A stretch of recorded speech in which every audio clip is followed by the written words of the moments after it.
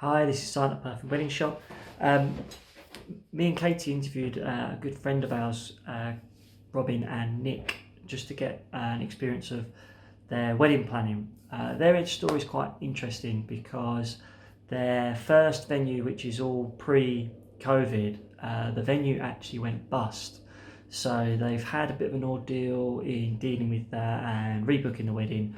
And I'd really like just to share their views or their experience basically on what happened to them. So there might be other people who've been through the same situation and they might take some solace from what they're saying. Or even if you are at the start of your wedding planning journey, there's some really good points in kind of unfortunately what went wrong for them and how you might avoid them going forward. So it's actually a two-part because they've gone ahead with their wedding in August, which is now obviously in the middle of coronavirus. So they've been giving us different guidance and different procedures to go through. So it'd be really good to share kind of what they're having to do in order to go ahead with the wedding. So this is two parts. So this first part is about their first wedding, which was booked for August, and the venue unfortunately went bust. So hope you like it. Please comment or share or drop us an email if you've got any questions. Thanks. Let's talk about your original venue. So obviously there were some issues there. You want to run it through from the start, I guess? Yeah. Okay, yeah. So we got engaged in 2016 and we booked the venue, which was the Botley Grange Hotel, in 2017, early 2017. Yeah. So we started paying that off. We paid like the £1,000 deposit, and we kept making like chunks of payments on our debit card. Yeah. And then we heard in December we heard there was a news article going around that they had a really terrible food rating, literally like 2 out of 5. So that made the headlines. But then there was another review in like 2 weeks' time to say that they'd be back up at 5 stars. And then you called me one night, didn't you? I was on my way to my friend's house. Nick called me and he was like, "How much have we paid of the wedding?"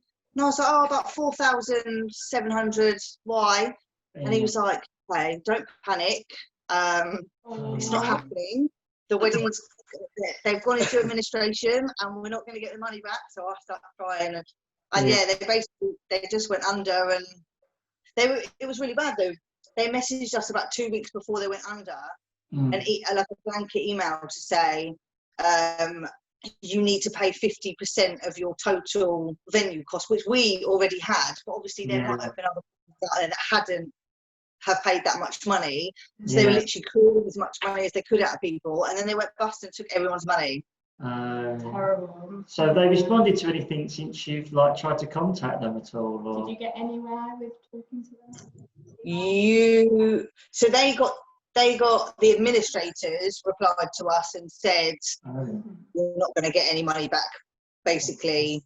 But here's like the official letters you need to have to go to your bank or to do this or to do that." But didn't you email them directly? Yeah, I sent them quite a stern email. Abusive. Yeah, I thought so. Just saying, cheers, taking all our money. You thieving gits, basically. Yeah. In a bit more stern words. And she came back and she said, "I didn't realise this was going to be happening.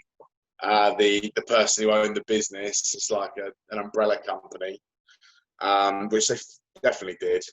And and then that was sort of that. But again, we didn't have wedding insurance, so I didn't even know that was a thing. No, neither of us knew that it was a thing. I know you, Barnsley, you said if you got wedding insurance, I was like, didn't even realise that's.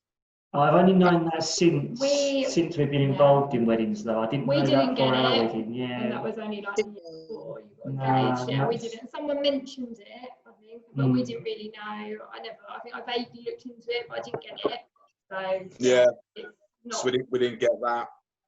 We paid all on debit card rather than credit card as well. So if it was on credit, we would have at least got some of the money we paid recently. No, I think you would have got it all back if it was on credit card. But because we did it on debit card, we got anything that we paid, something like 500 days, whatever you had paid within 500 days, you got back. But because we booked it in 2017, and that was when we paid like the big chunk, And in the beginning of 2018, I think we paid a lot. And then the rest of that time, that I bought my dress, we paid deposits for the photographer, the photo booth, you know, everything else. And then we thought, right, we'll come back, because we had to like finalise the numbers. So we thought we'll leave the last little chunk until right near the end. But yeah, we paid, it was 4-7, wasn't it? We paid. Yeah, I can't remember. And just gone. It was enough. So yeah, so it was gone. I know someone, when I spoke to the administrator, that a week before, some guy paid 10 grand in cash for his daughter's wedding. And obviously lost it all, because it was just cash. Lost all that. So yeah, it was terrible. It was terrible. It wasn't great. It was horrible. But it's money. It's money at the end of the day. And you know, we were in a fortunate position where, you know, we had money to get a new wedding, essentially, which, you know, a lot of people aren't. So then the hunt was on for a new venue. How long did it take you to start looking again, I guess? Did you, because obviously you wanted to keep this so it was like the Saturday night we found out about Botley, and then so Sunday was just not a good day, and then Monday I started emailing around, because obviously we'd viewed a couple anyway. So I did email them asking for prices and dates and stuff, but we'd already ruled those out. So it was just out of my desperation, I think, that I was messaging those places. So then I think we got in contact with maybe like 4 more, didn't we, that were sort of in a realistic price range, because although we were in a fortunate space, but we did have some money, I couldn't get it out of my head that we'd already pretty much paid for a wedding. So to pay for a whole brand new one, unless it was a really, really good deal, just made me feel really sick. Like, he earns the big bucks, I don't. So it made me feel really uncomfortable. And then, yeah, we went to view, it was just one, wasn't it? We had 2 booked in, and then we went to view one. We went to view the Solent. Yeah. And we loved it. When was January, wasn't it? Was it January. Yeah, so January, obviously the wedding being in August. So we still had a bit of time. Obviously, there's people who've been in worse situations with all this, what's been going on. But I think it was about 2 weeks. Okay. From when we found out about Botley to when we had booked the Solent. It was about, 2 weeks. And the Solent were amazing, to be fair. They did us a really, really, really good deal. They bunged in a couple of extra things because of what we'd been through previously. So yeah, they were really, which is another reason why we booked them, because they were so accommodating. Yeah. Cool. It was the same day, wasn't it, you got in the end? So there was no issue with changing suppliers or anything like that? No, none. All of the suppliers were really, really good. One of them gave me 20% off just because Botley went bust and they felt really bad. No issues with any. We kept the same date, same time. The registrars freaked me out a little bit, because they were just maybe having an off day, but they were like, oh, we can't do that time at 1 o'clock. And I was like, of course you could do that time at 1 o'clock, because that's when I was getting married.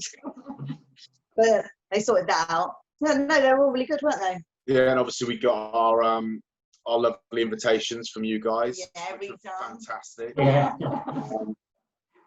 There we go. There's the pitch. But yeah, they were fantastic. They were really good. So again, we had the first ones, and then we got them redone again for the second, which were great. Now they don't count either. But yeah, but it was, yeah, the suppliers weren't too bad, really, were they? They were accommodating. You know, they would have seen it, like you guys. You would have seen it before at some point. You know, you would have had people. You know, the barn might have burnt down, or whatever's happened. Places gone into liquidation. You know, hotels change hands and they no longer do weddings, or something like that. You know, this stuff always happens. It's just, unfortunately, you know, you always sort of look at it and think that's a bit rubbish, but then it was us. You never think it's going to be you, kind of thing. So, but yeah, all the suppliers were great. Again, for them, you know, it was just a change of venue. Yeah, it wasn't a big stress. It's not for them. Distance-wise, not a problem at all. But it was, it was more to you sorting all out, wasn't it, rather than anything else? Yeah, it was stressful. Obviously, Nick was working. I had the 2 boys run around, and especially when I was on the phone to the bank trying to get any kind of money back from the Botley situation, that took hours and hours and hours. Each phone call took hours, probably like a whole day's worth. And obviously they're running around going, oh, I want this, or I need the toilet, or this, that, and the other. I mean, they're fine until you pick up the phone and then they go crazy. So phoning everyone was quite stressful, but it had to be done. So I think your experience, it would be, well, would you have any advice for anyone? Well, obviously with the cancelled wedding, would you give anyone some advice if they're in the same situation, or? buy wedding insurance, first of all. Yeah.